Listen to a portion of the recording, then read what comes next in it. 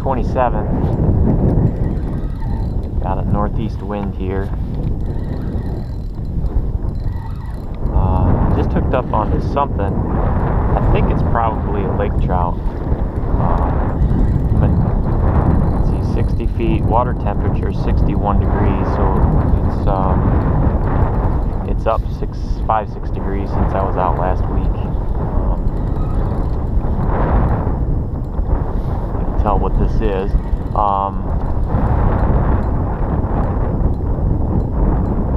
Yeah, it looks like a lake trout. Yep. It raced up and hit it. I've been out for almost an hour here, and this is really the first fish I found. It takes me about, I don't know, 10 minutes to paddle out here, and then I kind of spend the first little bit to try and figure out the pattern. And it's taken me a while here to find them. Whoa.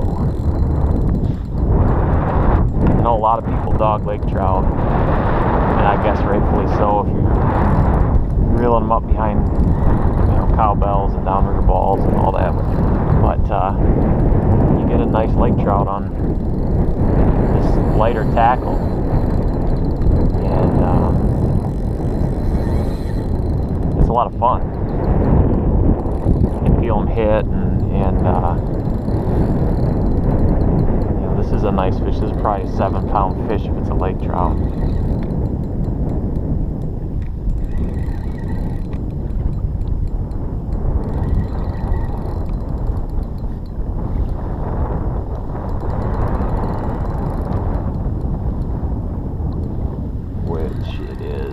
Pretty nice lake trout. Yeah, it's real nice. Yeah, I'm not gonna net him. That's a nice fish though. Let's see if it's got a clipped fin or not. This other fin right there is clipped. So this is that fin right there was clipped. Get him off of here. It's a bigger fish than I normally want to keep, so I try not to net them if I'm not going to keep them. Pliers are frozen up here. Alright, there he goes. Nice fish. It is probably 24 inches or so. And I caught him on that buckshot rattle. Ooh, I straightened my hook out a little bit. Maybe I did that when I was pulling him off with the pliers.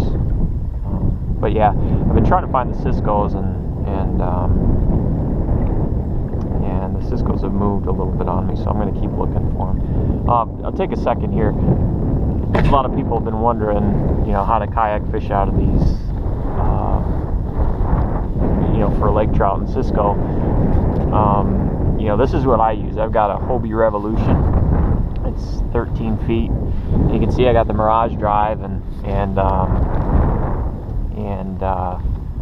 I've got just a simple graph. It's a dual beam transducer though, which is a wider beam, which to me is important because then it's easier to mark my jig. Like that fish I just caught, I saw come racing up and grab it.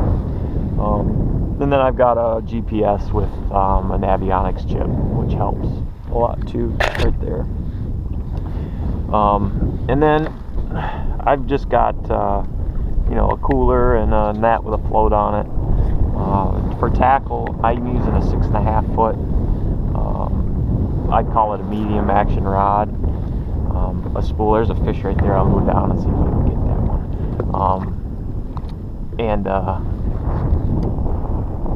I use Power Pro. I use 12-pound or 15-pound Power Pro, and for my main line, and then I use just one of those little ant swivels, and connected to that I just use usually 12-pound test. Here, I'll get a little bit closer. You can see maybe that lure going down right there. The fish is just leaving the screen. I'll stop there. There he is. He just showed up again. So here, let's see if it, if they're real active, they'll come right up and hit it.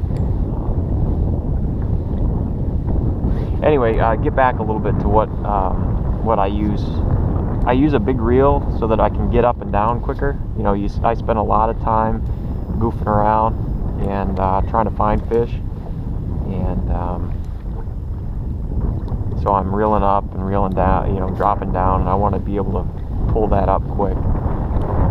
And I use a 6.5 foot rod in my kayak.